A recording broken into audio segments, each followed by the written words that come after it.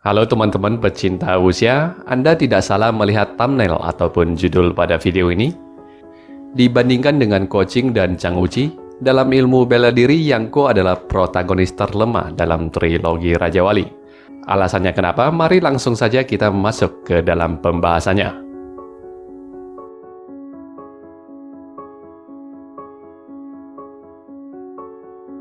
Topik ini tentunya sudah diperdebatkan dalam jangka waktu yang panjang selama puluhan tahun dan tidak ada sebuah kesepakatan yang diterima oleh semua fans. Siapa nomor 1, siapa nomor 2, dan siapa nomor 3 di antara ketiga jagoan ini. Namun pada video ini kita memiliki sebuah teori solid kenapa Yang Ko disebut sebagai yang terlemah. Untuk itu mari kita telusuri dahulu kekuatan dari masing-masing protagonis. Ko Ching sejak kecil telah belajar panahan, gulat Mongolia, dan ilmu-ilmu dasar silat dari 7 pendekar aneh Jiangnan. Dia juga belajar ilmu kultivasi tenaga dalam Chuanzhen dari pendeta Mai, tapak 18 penakluk naga dari Hong Qigong, Fake and Fist, dan teknik ambidextrity dari Chow Putong, dan juga menguasai ilmu 9 bulan secara menyeluruh dan sempurna.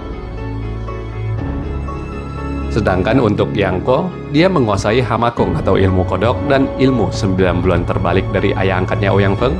Dia juga menguasai sebagian teknik ilmu 9 bulan yang ditinggalkan Wang Chongyang di dalam makam kuno, juga menguasai ilmu pedang Chuanzhen, ilmu silat kuburan kuno, 36 jurus tongkat pemukul anjing, jurus sentilan jari atau Divine Finger Flick dan permainan pedang Pulau Persik dari Huang Yaose, jurus pedang baja Tuku Ciupai, dan juga tapak melankolis yang dia ciptakan sendiri. Di sisi lain, Chang Uci menguasai ilmu pengobatan, ilmu 9 matahari sempurna, ilmu Chen Kun Tanoi atau lebih dikenal dengan ilmu memindahkan bumi dan langit, ilmu Seng Holing, ilmu tinju Tai Chi dan ilmu pedang Tai Chi dari Chang San Feng, ilmu pukulan 7 luka dari Kong Tong Pai, dan ilmu cakar naga Shaolin. Jika kita melihat dari koleksi ilmu ketiga protagonis, bisa disimpulkan Yang Ko adalah protagonis yang memiliki koleksi jurus terbanyak. Kurang hebat apa seorang Yang Ko sampai-sampai dia bisa menguasai begitu banyak ilmu signature terbaik dari 3 orang grids, Divine Finger Flick, tongkat penggebuk anjing, dan Hamakong. Ketiga ilmu ini adalah ilmu andalan bagi Huang Yaose, Hong Qigong, dan Ouyang Feng. Namun kita perlu mengingat bahwasanya Yang Ko pernah diberikan saran yang sangat berharga dari Qin Lun Kuose. Hakim Rodamas mengatakan meskipun Yang Ko menguasai begitu banyak ilmu hebat, tetapi dia tidak mendalami salah satu dari ilmu tersebut, sehingga kemampuan bertempurnya cukup terbatas di saat menghadapi lawan-lawan yang kuat. Qin Lun Kuose malah menyarankan agar Yang Ko harus seperti pamannya Ko Ching yang menguasai ilmu tapak 18 penakluk naga secara mendalam. Berkat nasihat itulah, Yang Ko menjadi sangat terbuka pikiran dan pemahamannya, hingga pada akhirnya dia pun berhasil memadukan semua jurus yang dipelajarinya menjadi sebuah jurus pamungkas yang disebut dengan 17 tapak melankolis atau Anran Xiao Hun Chang. Huang Yaose sebagai pesilat ulung bahkan memuji tapak melankolis Yang Ko ini hanya bisa diimbangi oleh tapak 18 penakluk naga milik Ko Ching saja. Itu kalau kita berbicara external move, jurus maupun teknik-teknik gerakan yang diaplikasikan pada saat pertempuran aktual.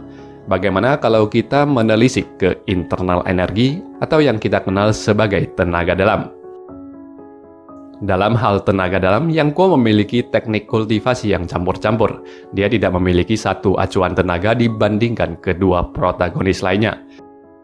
Tenaga dalam dasar Yang Ko terbentuk dari ilmu tenaga dalam sekte makam kuno, namun porsi tenaga dalam terbesarnya ia dapatkan saat melatih pedang baja Tuku Ciupai dan juga memakan empedu ular kuno yang disediakan oleh Raja Wali Sakti.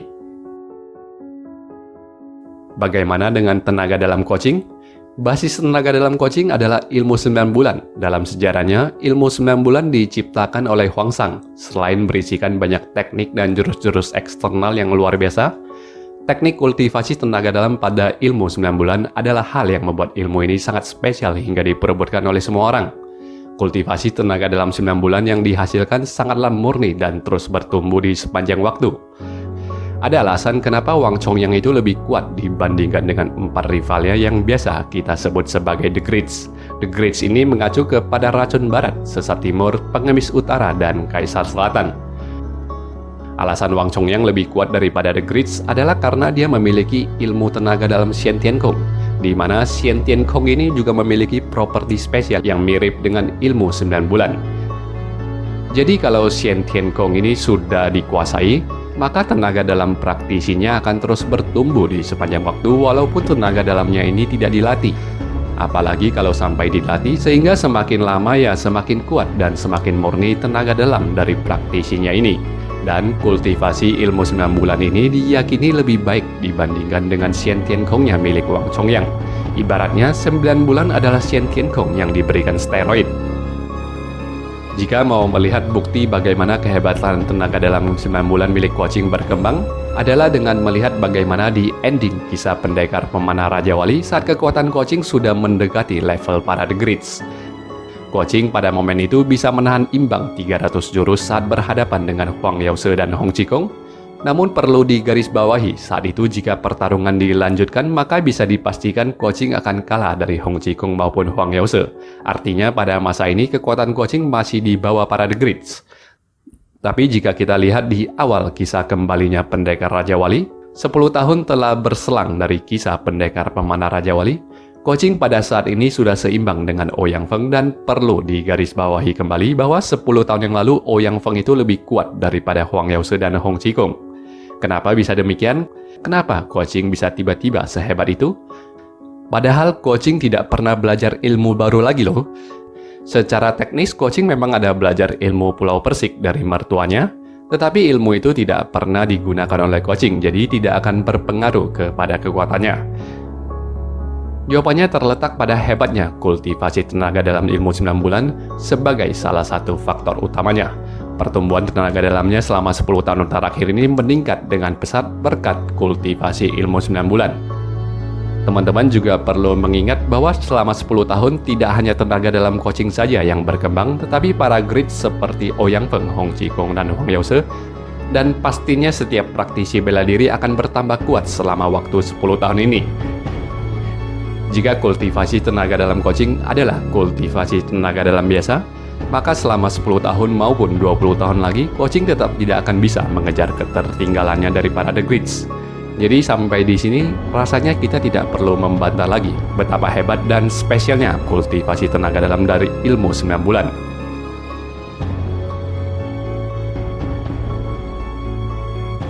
Beralih ke Changwuchi, tenaga dalam Changwuchi didasari oleh ilmu 9 matahari. Seperti yang kita ketahui, ilmu 9 matahari dan ilmu 9 bulan ini setanding. Pada saat itu, Wang Chongyang meminjam lihatkan kitab ilmu 9 bulan kepada seorang biksu misterius.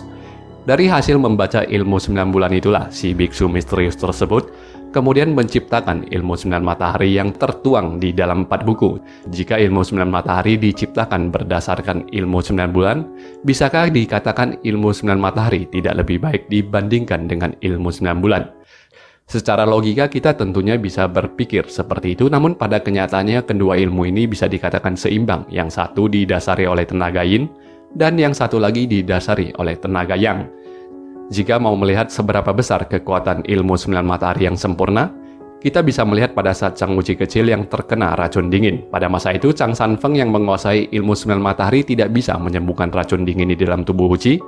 Ketua Wutang itu hanya bisa menjaga agar Wuchi tidak mati dan tidak bisa menyembuhkan penyakitnya sebab ilmu 9 matahari yang dipelajari Chang Sanfeng ini tidaklah sempurna. Pada saat Changwuchi menemukan kitab ilmu 9 matahari yang terdiri dari 4 buku, baru menyelesaikan 2 buku dari total 4 buku, Changwuchi sudah terbebas dari semua racun dingin di dalam tubuhnya. Jadi dari sini bisa dibayangkan sampai mana perbedaan kualitas antara ilmu 9 matahari sempurna dengan ilmu 9 matahari yang tidak sempurna.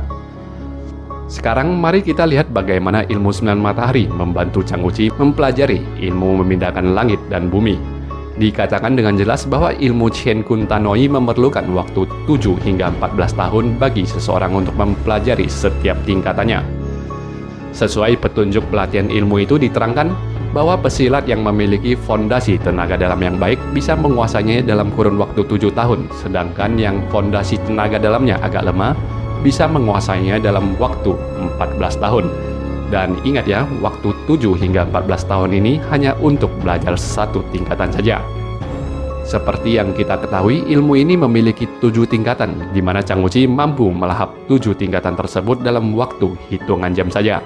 Dari sini kita bisa melihat betapa besarnya tenaga dalam dari 9 matahari, sebab jika tenaga dalam Chang Wuchi tidak berlimpah, tidak mungkin dia bisa menguasai ilmu itu dalam waktu hitungan jam. Dari ulasan sementara, bisa disimpulkan pada dasarnya ketiga protagonis ini memiliki external move yang cukup seimbang. Shenglong sepacangnya Koqing itu setanding dengan Anran Xiaohuncangnya milik Yang Ko.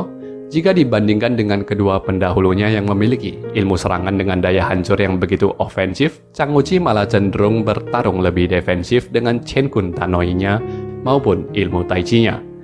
Dari kultivasi tenaga dalam, Koqing dengan ilmu 9 bulan maupun Chang Wuchi dengan ilmu 9 mataharinya jelas sedikit lebih unggul dibandingkan dengan Yang Ko. Perbedaan pertumbuhan kekuatan tenaga dalam mereka adalah faktor yang sangat mempengaruhi kenapa Yang Ko kadang dilihat lebih hebat dibandingkan dengan kedua protagonis lainnya. Pada saat tangannya buntung, Yang Ko diberikan empedu ular yang membantunya memulihkan luka. Sedikit banyak empedu ular langka itu juga meningkatkan tenaga dalamnya. Ditambah lagi, dia berlatih dengan Heavy Iron Sword di bawah terjangan air terjun. Dari pesilat mediocre yang cukup kesulitan untuk melawan Kong Sun Ce sekalipun, Yang Ko dalam waktu 3 bulan saja menjadi pesilat yang mampu mengalahkan Qin Lun Kose. Efek lompatan kekuatan Yang Ko yang sangat signifikan inilah yang sering menciptakan ilusi bahwa Yang Ko adalah pesilat yang lebih superior dibandingkan kedua protagonisnya, terutama pada saat dibandingkan dengan Koqing yang kekuatan tenaga dalamnya bertambah dengan pelan tetapi pasti. Namun dari poin ini, kita bisa melihat betapa pentingnya peran tenaga dalam terhadap kekuatan seorang pesilat. Ingat loh, Yang Ko yang kekuatannya bertumbuh pesat setelah berlatih di air terjun tidak berlatih ilmu eksternal yang baru. Heavy Iron Sword yang dia gunakan ini adalah untuk melatih tenaga dalamnya. Dari sini kita bisa lebih meyakini premis utama dalam cerita silat Qin Yong, bahwasanya Qin Yong sangat memfavoritkan tenaga dalam di atas segalanya. Seorang pesilat yang eksternal move-nya rendah tetapi dengan tenaga dalam yang tinggi tidak jarang bisa mengalahkan seorang expert sekalipun. Sampai di sini, sebelum kita masuk ke kesimpulan akhirnya, mari kita bahas statement atau pernyataan-pernyataan yang pernah diberikan oleh Qin Yong sendiri selaku penulis cerita trilogi Raja Wali dan juga cerita-cerita usia dengan judul yang lainnya. Kita akan melihat langsung komentar dari Qin Yong ini mengenai siapa protagonis terkuat di dalam semua cerita novelnya. Dan seperti inilah salah satu petikan wawancara Qin Yong di tahun 1999. Dalam wawancara tersebut, Qin Yong menyatakan Chang Wuchi adalah protagonis terkuat di seluruh novel silatnya. Apakah pernyataan pada wawancara ini bisa kita jadikan sebagai patokan? Sayangnya tidak, teman-teman. Wawancara itu sulit untuk dijadikan sebagai patokan karena 2 tahun kemudian di tahun 2001, Qin Yong kembali mendapatkan pertanyaan yang serupa, dan mari kita lihat sekali lagi isi dari petikan wawancara tersebut.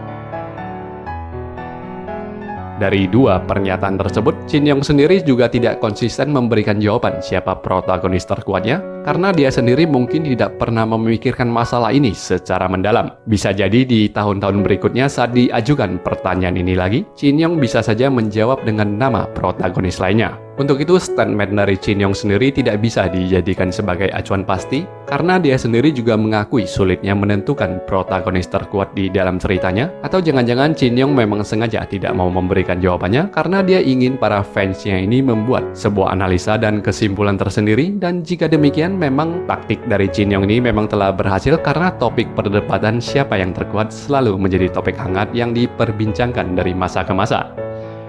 Maka dari itu, di sini kita tidak bisa menggunakan pernyataan Qin Yong sebagai sebuah acuan dan harus mengukur kekuatan ketiga protagonis ini berdasarkan plot cerita yang ada, di mana kita akan melihat dan menganalisa pertarungan-pertarungan besar maupun pertarungan-pertarungan tersulit yang dihadapi oleh ketiga protagonis ini. Kita mulai dari Koqing. Dalam duel di Puncak Huasan, Koqing mampu menahan imbang 300 jurus melawan Hong Qigong dan Huang Yause. Tetapi jelas dalam narasi cerita, kekuatan Koqing belum setingkat dengan para The Greats di masa ini. Dia bisa berimbang 300 jurus karena Huang Yause maupun Hong Qikong hanya menganggap pertarungan itu sebagai sebuah sparring. Huang Yause tidak berniat untuk melukai calon menantunya, begitu pula dengan Hong Qikong yang tidak ingin melukai muridnya sendiri. 10 tahun kemudian, di saat Yang Kuo masih kecil, Kuo Qing mampu menahan imbang Ouyang Feng yang notabene lebih kuat daripada Hong Qikong dan Huang Yause 10 tahun yang lalu. Bahkan bisa dibilang posisi Kuo Qing sudah sedikit lebih superior dibandingkan dengan Ouyang Feng pada masa ini, karena racun barat sendiri memilih untuk kabur melawan Kuo Qing pada waktu itu. Berlanjut pada 6 hingga 8 tahun ke depan lagi, saat Yang Kuo telah tumbuh menjadi dewasa, bisa dipastikan kualitas Kuo Qing sudah berada di atas para The Greats. Pertarungan tersulit yang dihadapi Kuo Qing pada masa ini adalah saat melawan Hakim Roda Emas yang dibantu oleh 3 pesilat bayaran dan sejumlah besar prajurit Mongolia yang memang berniat membunuh Kuo Qing. Dengan kepungan yang sangat tidak adil serta dalam posisi harus melindungi Yang Kuo Qing sampai-sampai harus terluka, namun ia masih mampu memberikan perlawanan yang memuaskan dan berhasil kabur pada akhirnya. Jika The Greats dalam posisi atau skenario yang sama, besar kemungkinan mereka akan terbunuh. Jadi di sini kita bisa melihat bagaimana tangguhnya seorang Kuo Qing dalam sebuah pertarungan, serta tidak perlu diragukan lagi kekuatannya ini yang sudah berada di atas para The Greats. Pasca 16 tahun kemudian setelah Yang Kuo bertemu dengan Bibi Lung kembali, kekuatan Kuo Qing sudah tidak diceritakan, tetapi dengan tolak ukur pertumbuhan kekuatan tenaga dalamnya dari 10 tahun ditambah 6-8 tahun sebelumnya, kekuatan Kuo Qing yang dibawa The Greats menjadi melampaui The Greats, dapat diasumsikan dengan penambahan 16 tahun lagi, Kuo Qing tentunya dipercaya dapat menaikkan kekuatannya minimal naik 1 tingkat lagi. Simpelnya, Kuo Qing bisa dibilang 2 tingkat lebih kuat daripada The Greats pada masa ini dengan umurnya di sekitar 50 tahunan. Tentunya ini adalah sebuah spekulasi karena tidak bisa dibuktikan oleh plot cerita, dan pemaparan 1 tingkat ataupun 2 tingkat ini tidak harus diartikan dengan perbedaan kualitas yang mencolok. Meski dengan asumsi 2 tingkat yang saya gunakan, bukan berarti Kuo Qing ini bisa menang mudah daripada The Greats. Yang Kuo sendiri sebelum bibinya menghilang selama 16 tahun dan sebelum belajar ilmu pedang Tuku Ciupai bukanlah tandingan dari Hakim Roda Emas. Pada masa ini, kekuatan Hakim Roda Emas juga masih sedikit di bawah tingkatan para The Greats. Lalu kita melihat bagaimana Yang Kuo yang setelah lengannya putus dan melatih tenaga dalamnya dengan pedang baja Tuku Ciupai, kekuatannya melompat menjadi sangat dahsyat. Dia bisa mengalahkan Hakim Roda Emas sendirian saat pertarungan di Gunung Chongnan. Ini membuktikan kekuatan Yang Kuo sudah setara dengan para The Greats. Tapi dia sendiri masih takut kepada Kuo Qing. Yang Kuo tidak berani berkonfrontasi langsung dengan Kuo Qing untuk menuntut balas atas lengannya yang dipotong oleh Kuo Fu. Bayangkan, Yang Kuo adalah seorang jenius bela diri yang mampu menciptakan kungfunya sendiri. Tentunya analisa dan pemahaman silatnya sudah tidak perlu diragukan lagi. Tetapi pada tahapan ini, ia masih mengakui di dalam hatinya sendiri bahwa kekuatannya masih di bawah Kuo Qing. Hal ini sekaligus menegaskan kekuatan Kuo Qing memang sudah di atas para The Greats. Sementara Yang Kuo di posisi ini baru setara dengan The Greats. Sekarang mari kita lihat kekuatan Yang Kuo pasca 16 tahun kemudian. Inilah alasan kenapa Yang Kuo akan tertinggal dari kedua protagonis lainnya, karena dia tidak memiliki ilmu kultivasi tenaga dalam yang lebih murni ketimbang Kuo Qing dan Zhang Wuqi. Keunggulan tenaga dalam 9 bulan membuat praktisinya lebih mudah untuk menumbuhkan kekuatannya, di mana ilmu ini terus bertumbuh bahkan saat praktisinya sedang tidur sekalipun. Pasca 16 tahun tersebut, kekuatan Qinlun Kose sudah berkembang pesat. Dia sudah selevelan dengan The Greats, bahkan boleh dikatakan sedikit lebih baik daripada The Greats, di mana dalam pertarungan di Lembah Putus Cinta, baik bocah tua nakal maupun Kaisar Selatan dalam duel one-on-one mereka melawan Qinlun Kose, mereka tidak mampu mengalahkan Qinlun Kose, malah terkesan Hakim Roda Emas mendominasi duel tersebut. Lalu kita lihat bagaimana hasilnya. Yang Kuo yang berlatih tanding dengan Chow Putong, mereka sangat seimbang dalam sparring tersebut. Tapi di sini bukanlah pertarungan hidup mati. Jika Yang Kuo bertarung lebih serius, maka dipercaya dia bisa mengalahkan bocah tua nakal. Hal ini terbukti dalam pertarungan Xiangyang. Yang Kuo berhasil mengalahkan Hakim Roda Emas dalam duel hidup mati tersebut. Namun perlu digarisbawahi di sini, Yang Kuo tidak dapat menang dengan mudah saat melawan Qinlun Kose. Dia sendiri bahkan sudah terluka dan berada di dalam posisi kalah, mengira dirinya akanlah tewas. Saat berpikir jika dia tewas, maka akan membuat istrinya menjanda, barulah Yang Kuo mendapatkan kesedihan yang sangat mendalam sehingga dia baru bisa melancarkan tapak melankolisnya dengan full power. Jadi Yang Kuo sendiri saja harus dalam posisi sedih baru bisa mengalahkan seorang Qinlun Kose. Untuk itu sudah pas rasanya jika kita menempatkan Yang Guo pada umur 30 tahunan ini, kekuatannya satu tingkat lebih tinggi dibandingkan dengan para The Greats.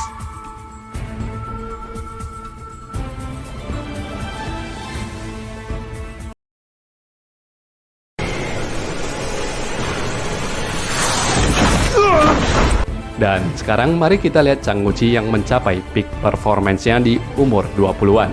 Duel tersulit Chang Wuqi adalah melawan 3 tetua Shaolin Bodhidharma yang berlangsung hingga 3 kali. Dia bahkan kalah di ronde pertama dan ronde kedua. Tidak kalah secara literal maksudnya, namun dia mengaku kalah karena pertarungan tersebut dihentikan untuk menghormati 3 tetua di ronde pertamanya.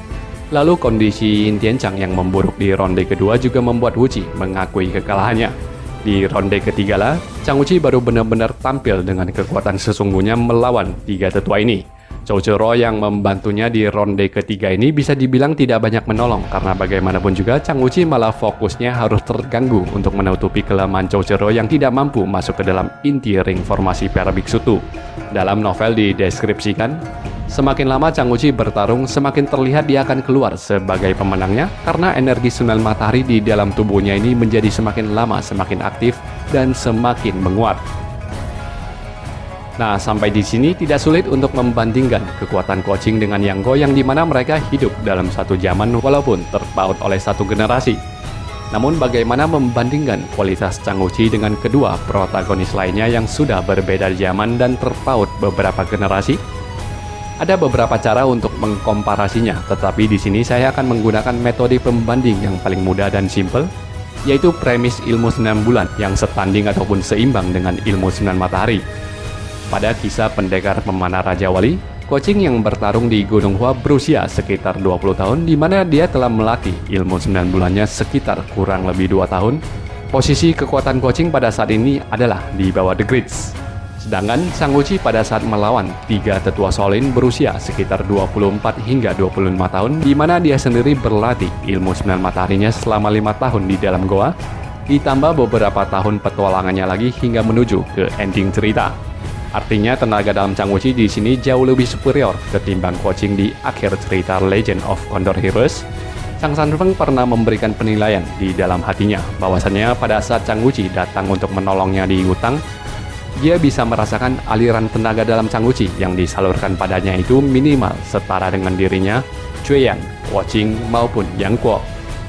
Di sini membuktikan kalau tenaga dalam Chang Wuqi ini memang sudah setara dengan Kuo Qing dan Yang Guo di posisi umur 20 tahunannya.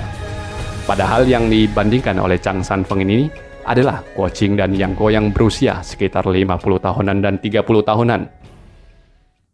Banyak sekali para fans yang meremehkan Chang Wuqi karena dia dianggap sering kesulitan di hampir setiap pertarungannya. Bagaimanapun juga, Chang Wuqi berbeda dengan kedua protagonisnya yang mendalami pelajaran ilmu bela dirinya tanpa bimbingan seorang guru. Chang Wuqi juga seringkali menjalani pertarungan-pertarungan melawan formasi. Formasi-formasi silat ini pada dasarnya memang sangat sulit untuk dilawan. Kita ambil contoh sajalah, siapa sih yang tidak pernah kesulitan saat melawan formasi? Seorang Huang Yaoshi saja sangat kewalahan saat melawan 7 pendeta Chuanzhen yang memainkan formasi Tiankang Peido. Zhou Butong sendiri malah kalah dan ditangkap oleh formasi jaring keluarga Kongsun. Dari 2 contoh sederhana ini saja sudah memperlihatkan bahwa formasi ini memang tidak mudah untuk dihadapi. Apakah kita bisa meremehkan seorang Huang Yaoshi maupun Zhou Butong hanya gara-gara mereka dikalahkan oleh formasi? Dalam pertarungan terakhirnya melawan 3 biksu Tu, di sana sudah membuktikan betapa kuatnya formasi yang harus dihadapi oleh seorang Chang Wuqi. Sebuah formasi diciptakan tentunya karena memang ada nilai tambahnya dan sudah pasti bisa menggandakan kekuatannya dibandingkan dengan sekelompok orang yang bertarung tanpa menggunakan formasi. Jelas formasi 3 biksu Tu itu memang sangatlah tangguh sehingga Chang Wuqi sekalipun begitu kesulitan untuk menghadapinya. So, sampai di sini dapat disimpulkan bahwasanya dalam hal tenaga dalam, Chang Wuqi adalah protagonis terkuatnya. Internal powernya di umur 20-an saja sudah begitu besar dan melimpah sebanding dengan kedua protagonis lainnya. Lalu Kuo Qing saya akan tempatkan di posisi kedua karena kita kembali lagi kepada premis dan pembuktian pertumbuhan tenaga dalam 9 bulan yang lebih baik dibandingkan dengan ilmu kultivasi tenaga dalam pada umumnya. Pada akhirnya, Yang Ko memang harus diposisikan di posisi buncit karena kultivasi tenaga dalamnya yang tidak lebih murni dibandingkan dengan Guo Qing dan Zhang Wuji. Kita bisa melihat selama 16 tahun penantiannya terhadap Xiaolong Ni, Yang Ko menggunakan waktu sekitar 7 tahun untuk melatih tenaga dalamnya. 6 tahun dia habiskan dengan berlatih di tepian pantai sambil melawan ombak, namun hasil dari pelatihan kerasnya selama itu tidak memberikan kemajuan yang cukup signifikan. Dia bahkan harus masuk ke dalam kondisi hatinya yang dipenuhi oleh kesedihan agar dia bisa mengalahkan seorang Qinlun Kose. Meskipun demikian, analisa ini hanya berteori pada sebuah premis tenaga dalam saja dan tidak memperhitungkan aspek-aspek lainnya yang juga sangat berpengaruh dalam sebuah pertarungan aktual. Walau secara internal power Yang Ko agak tertinggal, namun jika sampai ketiganya diadu dalam sebuah arena, 7 hari 7 malam saya cukup yakin hasil pertarungan itu akan berakhir dengan sebuah stalemate. Tidak ada seorang pun yang dapat muncul sebagai pemenang. Tak ada seorang pun pula dari mereka yang akan meninggalkan arena sebagai seorang pecundang. So, sampai di sini saja ulasan kita pada kesempatan kali ini, teman-teman. Bagaimana menurut teman-teman sekalian? Ditunggu di kolom komentar ya. Terima kasih sudah menonton video ini sampai selesai. Sampai berjumpa lagi pada konten-konten usia kami yang lainnya. Bye-bye.